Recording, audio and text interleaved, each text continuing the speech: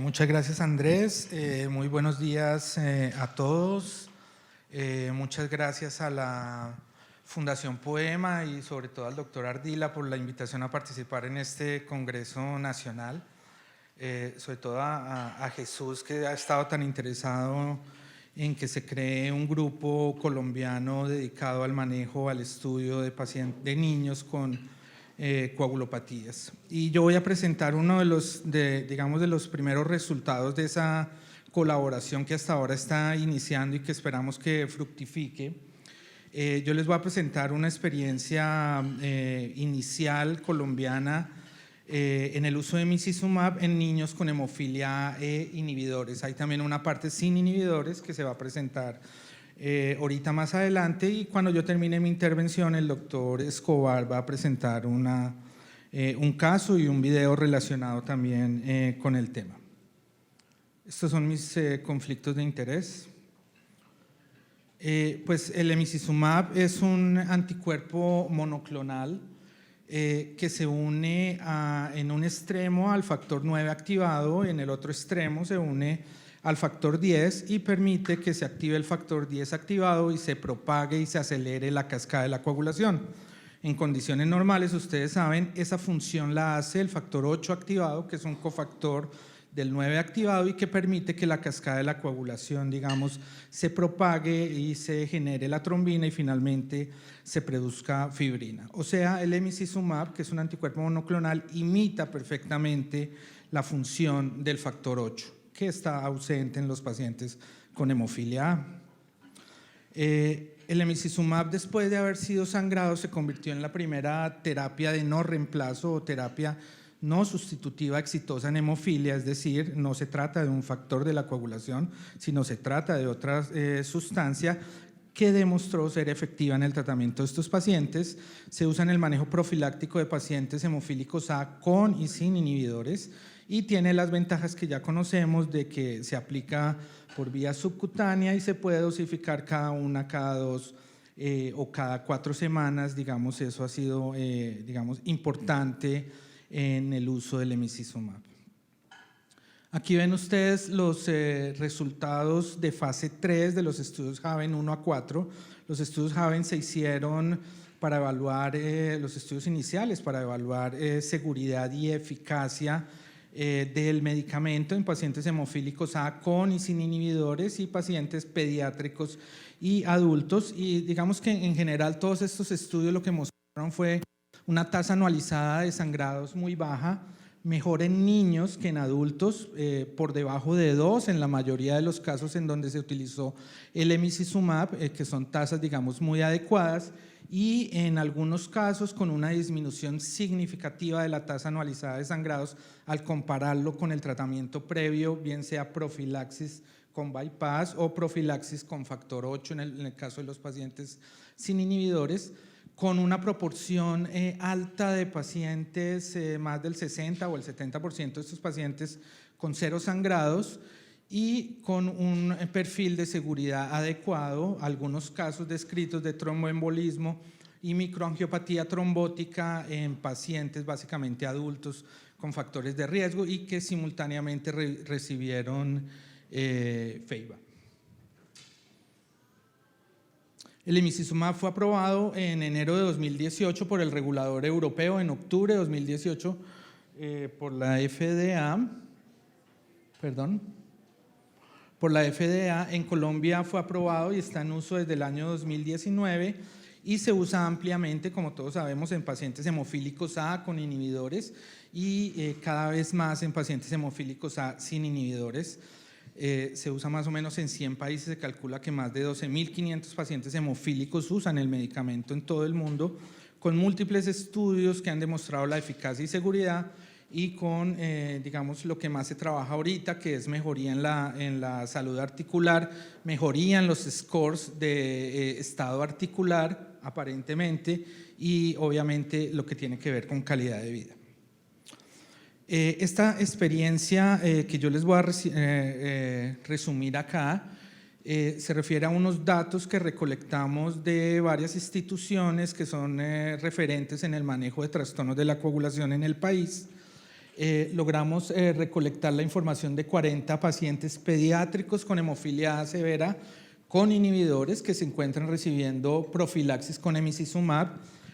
Por supuesto, tengo que mencionar las instituciones participantes que colaboraron amablemente, y a los hematólogos responsables por la recolección de los datos y por transmitírnoslas. Se trata de la Fundación OMI, la IPS Medici, la IPS especializada, la Clínica General del Norte, Integral Solutions y OncoOriente. Aquí tenemos algunos de los datos. Pues la mediana de diagnóstico de los inhibidores es de 2 años, con un rango de 0.3 a 14 años, esperable, digamos. El diagnóstico de los inhibidores, ustedes saben, se hace a edades tempranas, y la mediana de inicio del emicizumab de esta cohorte es de 7 años, con un rango de 1 a 16. Por supuesto, hay pacientes que pasaron muchos años, adolescentes, en tratamiento profiláctico con el agente bypass o en tratamiento a demanda, o incluso con factores 8 antes del inicio del emicizumab. Con respecto a la terapia que estos pacientes tenían antes del desarrollo de los inhibidores a una edad temprana, pues no es raro que el mayor porcentaje sea desconocido. Eso es consecuencia del traslado frecuente que tienen nuestros pacientes y que hacen que a veces sea muy difícil rehacer las historias con veracidad. Entonces, el 40% no sabíamos qué factor o qué tratamiento tenía. Un 33% recibía profilaxis con factor 8 recombinante, 12% factor 8 a demanda recombinante, y plasmático en el 12%, bien sea profilaxis o bien sea un tratamiento recombinante. Ya con respecto a la terapia que estos pacientes tenían antes del inicio del emicizumab, un poco menos de la mitad estaba recibiendo agentes bypass en profilaxis, Novoseven o Feiba, y el restante pues estaba recibiendo factor 8 profiláctico o a demanda, seguramente pacientes con inhibidores de título bajo, y un pequeño porcentaje agentes bypass a demanda. Al inicio del emicizumab, un 42%, 17 pacientes de esta cohorte tenían artropatía. Es un dato que a mí me parece muy llamativo, porque estamos hablando de una cohorte pediátrica.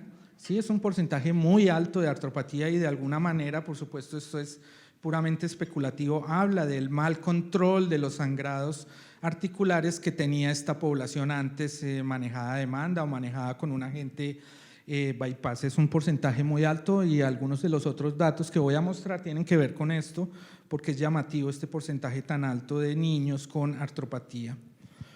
Los inhibidores, entonces, se los pudimos clasificar. Estos pacientes, un 88% eran altos respondedores, un 12% bajos respondedores.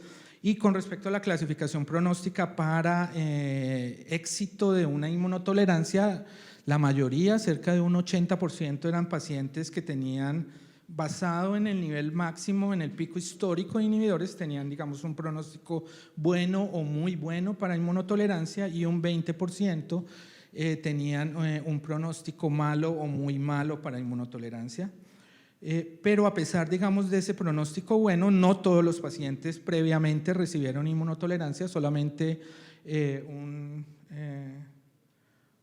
no veo el porcentaje, un 40 y pico % de los pacientes, un poco menos de la mitad, recibieron inmunotolerancia. Uno, digamos, antes de la llegada del emicizumab, era claro que todo paciente con inhibidores persistentes debería recibir inmunotolerancia. La realidad es que no es así. El 47% recibieron inmunotolerancia, un 30% no, y un estado desconocido en sus primeros años de vida, sin saber si recibieron o no alguna inmunotolerancia, en el 23% de los casos. Y también le preguntamos a los hematólogos tratantes si alguno de estos pacientes ahora en tratamiento con emicizumab podría beneficiarse de hacer concomitantemente una inmunotolerancia, y en el caso en el 83% de los casos se respondió que no eran candidatos, y en un 17% que sí. Este es uno de los, digamos, de los temas que más se está discutiendo hoy en día en el caso de los pacientes con inhibidores que están recibiendo emicizumab,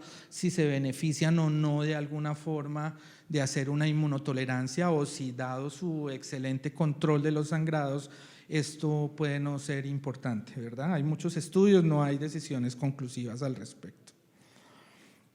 Con respecto a la decisión de iniciar inmunotolerancia en estos pacientes antes del inicio del emicizumab, pues observamos que había una mayor tendencia a iniciar inmunotolerancia si el paciente tenía una tasa anualizada de sangrados alta o si tenía presencia de artropatía. También era más frecuente que se iniciara una inmunotolerancia que si no tenía la artropatía. Una vez más, digamos, no es claro que la inmunotolerancia solo se deba hacer en pacientes que sangran mucho o que tienen una artropatía, sino la indicación claramente es que tenga inhibidores, pero pues en nuestro medio no siempre esa es la indicación para iniciar una inmunotolerancia. Con respecto a la presencia de artropatía, pues digamos este es un resultado más o menos previsible, y es que a mayor tiempo desde el diagnóstico de los inhibidores hasta el inicio del emicizumab, pues había una mayor presencia de artropatía, lo mismo que lo referente a el pico de inhibidores, una mayor incidencia de artropatía con respecto a los pacientes que tenían un nivel más bajo de inhibidores. Con respecto a la tasa anualizada de sangrados, analizamos la tasa anualizada de sangrados previo al inicio del emicizumab en su manejo con agente bypass con factor 8 a demanda, y luego la tasa anualizada de sangrados en estos pacientes, muchos de los cuales ya llevan más de 3 años en tratamiento. Quizás el dato más notable, y es que encontramos que previo al inicio del emicizumab la mediana de la tasa era de 4, con un rango de 0 a 15, y en los pacientes que ya están en seguimiento, en estos pacientes ya en seguimiento con emicizumab, la mediana de la tasa anualizada de sangrados es de 0, con un rango de 0 a 3. Esto es muy notable, esto es estadísticamente significativo y de alguna manera refleja lo que vemos en estos pacientes con inhibidores que se encuentran en tratamiento con el emicizumab. La proporción de pacientes con 0 sangrados subió significativamente de un 10% en tratamiento previo a un 70% de pacientes en tratamiento con emicizumab con 0 sangrados. Y esta proporción o esta disminución de la tasa anualizada de sangrados en pacientes, que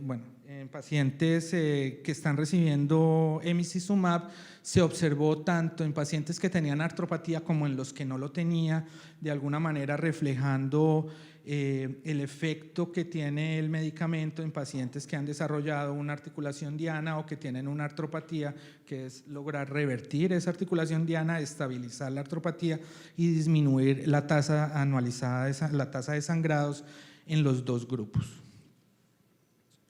Esta es una primera colaboración inicial que esperamos que siga creciendo y que debe ser el punto de partida para, digamos, los que tenemos un interés particular en este tipo de enfermedades para seguir trabajando en el tema. Entonces, las conclusiones: estamos presentando los datos de 40 pacientes con inhibidores tratados con emicizumab. Me parece que es un número apreciable y muy importante si uno revisa los estudios que se publican, ¿verdad? Que demuestra en vida real la efectividad del medicamento al reducir significativamente la tasa anualizada de sangrados y lograr que el 70% de los pacientes tengan 0 sangrados. No hubo reporte de eventos adversos severos, demostrando un perfil de seguridad adecuado. Hay que tener en cuenta que es una población pediátrica, por supuesto, con menos riesgo de hacer microangiopatías y tromboembolismos. Y pues quizá lo más importante es que este es el punto de partida para continuar estudios en pacientes con hemofilia, con o sin tratamiento con emicizumab, en este caso evaluar la efectividad y la seguridad del medicamento a largo plazo. Y lo que más se está trabajando ahora es si realmente hay una mejoría de la salud articular medida por los scores de salud articular y la calidad de vida que claramente mejora en estos pacientes dado la facilidad de su administración y su esquema de dosificación. Esto era lo que yo quería mostrarles con respecto a esta evidencia en vida real de emicizumab en pacientes hemofílicos A con inhibidores. Voy a dejar a Andrés, que quiere hacer alguna presentación relacionada con el tema. Muchas gracias, doctor Mauricio.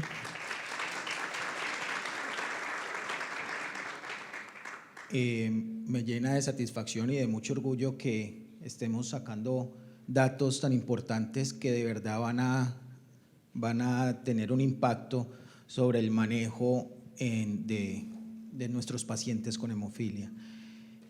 Y yo quiero mostrarles un video de un paciente que tengo con hemofilia, un paciente conocido, muy conocido en Medellín, que ha pasado por todas las IPS de todos los programas de hemofilia, y es un paciente que tiene sangrados muy severos. Es un paciente además que la IPS no es de las más favorables. Entonces ha estado también en diferentes tratamientos y ha estado también con diferentes formas de tratar de quitar esos anticuerpos por medio de inmunotolerancias. Entonces ha tenido muchos esquemas, tuvo 4 o 5 esquemas de inmunotolerancia, los cuales fueron fallidos. El paciente empezó desde los 3 meses de edad con el diagnóstico de hemofilia y a los 6, 8 meses, si no estoy mal, empezó ya con aparición de inhibidores por los múltiples sangrados, tuvo artropatías, articulaciones diana y vivía hospitalizado la mayor parte de su tiempo.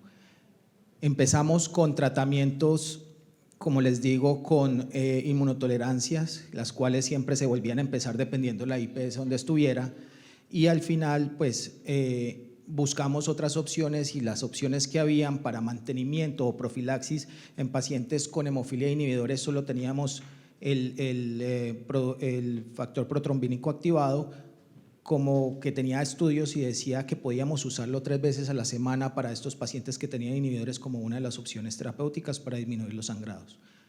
El paciente no tuvo buena respuesta a ese tratamiento y nos pasamos al uso del factor 7 basados en las guías, o en las no guías, sino en los paneles de expertos que empezó en el 2012 con los argentinos. El doctor Pérez Bianco y su grupo sacaron unas propuestas de uso de factor 7 como profilaxis, y después el grupo español con la doctora María Teresa, que la conocemos mucho y la queremos mucho en Colombia, ellas y su grupo también sacaron otras propuestas de manejo y vieron que definitivamente nos sugieren el uso de factor 7 como profilaxis, aunque no esté autorizado pues como para uso de profilaxis en pacientes con inhibidores.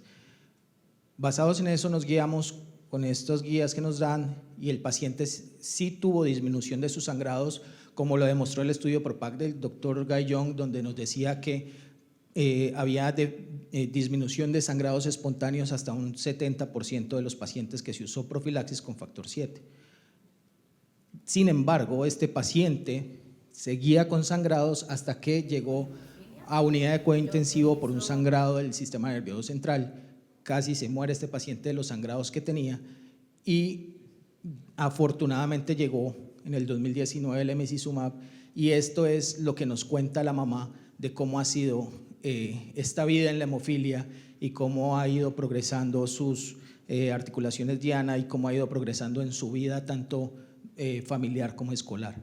No quiere decir que, como dicen, one size fits all, ¿no? Todos los pacientes son distintos, todos los pacientes van a hablar dependiendo de cómo les fue en la fiesta. Este paciente le ha ido muy bien comparado con todo lo que vivió. Entonces me pareció bonito oír la experiencia de esta mamá y cómo le cambió la vida, no solo al paciente, sino a todo su entorno familiar. El niño. Bueno, ¿qué tipo de hemofilia tiene tu hijo? Mi hijo tiene una hemofilia severa con inhibidores de alta respuesta. ¿Cuándo se le diagnosticó? ¿Y cómo? La verdad yo no sabía que él iba a ser hemofílico ni que yo era portadora. Mi hijo cuando nació a los 8 días tuvo un sangrado debido a una punción lumbar. Entonces fue trasladado a un hospital San Vicente, el cual una hematóloga lo diagnosticó con hemofilia. Ahí le empezaron tratamiento. Sí, le empezaron tratamiento con factor 8. Pero, ¿y eso fue desde los 3 meses de edad, cierto? Sí, desde los 3 meses de edad. Listo. ¿Tuvo factor 8 por cuánto tiempo? Él tuvo factor 8 hasta los 3 años con hemotolerancias fallidas. pero solo con tratamiento con factor 8 antes de los inhibidores, ¿cuántas veces estuvo con factor 8 antes de que te dijeran que tenía inhibidores? Le trataron los inhibidores cuando tenía 8 meses. O sea, usó 4 meses de factor 8, ahí se dieron cuenta que tenía inhibidores. ¿Cómo se dieron cuenta que tenía inhibidores? Se dieron cuenta porque él presentaba muchos sangrados e incluso poniéndole en el medicamento, él sangra de varias articulaciones al mismo tiempo. Perfecto, entonces se dieron cuenta de tener inhibidores y empezó inmunotolerancia. ¿Cómo le fue con la inmunotolerancia? La verdad, todas fueron fallidas. Se utilizaron varios factores y el niño ninguno toleró el niño, y a medida de que más se lo colocaran, sangraba más. Sangraba mucho Sí. durante el intervalo de la inmunotolerancia. ¿Y con qué le manejaban los sangrados? Pasaron de ponerle hemotolerancia, pero le colocaban el factor 7. ¿Ese factor 7 se lo ponían solo cuando sangraba o lo tenía como profilaxis? Lo tenía como profilaxis. Al principio era 3 veces por semana, una vez, pero el niño seguía presentando sangrados en varias partes del cuerpo y eran al mismo tiempo, incluso así le estuvieran poniendo el factor 7. Entonces decidieron colocarle factor 7 2 veces en el mismo día, 3 veces a la semana. En total eran 6 aplicaciones a la semana. ¿Con eso viste alguna mejoría de los sangrados comparado con antes de que no tenía factor 7 como profilaxis? Sí mejoró a lo que él sangraba, pero de todas maneras él seguía sangrando. Y cuando él tenía 5 años, presentó un dolor de cabeza y yo lo llevé a la clínica general y allá no me le hicieron ningún examen y me lo devolvieron. En ese momento él estaba con un doctor y él me le mandó a hacer un TAC, y en el TAC salió que él tenía un sangrado. En ese momento desde la IPS lo trasladaron hacia el Pablo Tobón y allá el niño tuvo una cirugía en el sistema nervioso central.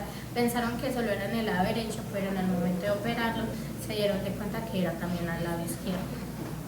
Entonces de ahí empezaron a tomar determinaciones de cambio de factor. ¿Qué factor tienes ahora? Sí, él en este momento tiene el emisisumab. ¿Cuánto tiempo llevamos con el emisisumab? El emisisumab vamos para 3 años con él. ¿Cómo has visto las articulaciones y los sangrados? La verdad ya ha mejorado mucho, prácticamente tiene una vida normal. Él no sangra como antes lo hacía. Él primero sangraba en una semana de varias articulaciones al mismo tiempo, y ahora no presenta sangrado, menos de que sea por un golpe. Pero también el golpe tiene que ser como brusco para que él pueda hacer su hematrosis como pues así en totalidad, y que tenga que ponerle medicamento. De resto solo pasó a ponerle un hielito y darle un ácido tramesámico, y ya con eso mejora sin necesidad de factor. ¿Consideras que la calidad de vida del niño cambió durante el transcurso de su historia en hemofilia? La verdad cambió muchísimo, porque el niño mantenía hospitalizado prácticamente 6 años directos, metida en un hospital por diferentes sangrados de él y por varias cirugías que se le debió de hacer, y ya ahora no, él tiene la calidad de vida normal como si fuera un niño normal, ya no sangra y ya no, ni va a los hospitales ya hace 3 años. ¿Y cómo ves las articulaciones? Súper bien. Él tenía una articulación la cual le sangraba mucho, que era en el brazo izquierdo, y esa articulación no ha vuelto a sangrar. E incluso él tiene una leve problema pues como para estirar. Bueno, era más o menos, porque es bastante larguita.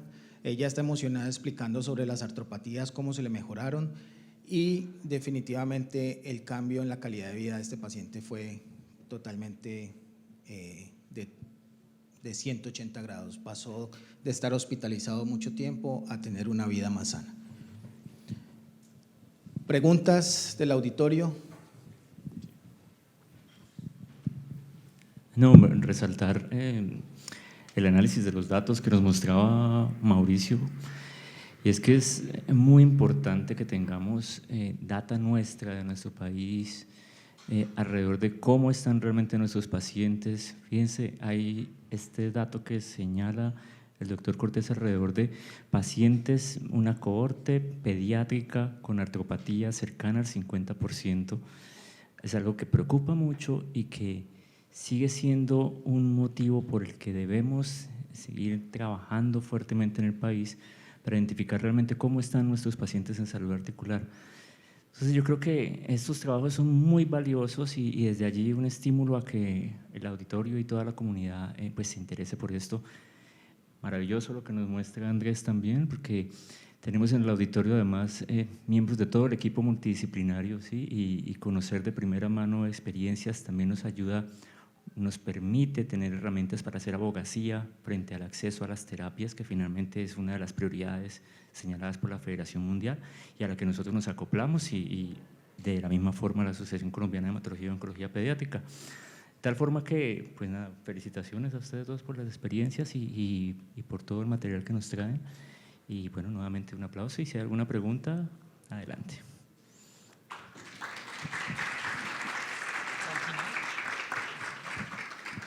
Entonces vamos a avanzar con la segunda conferencia.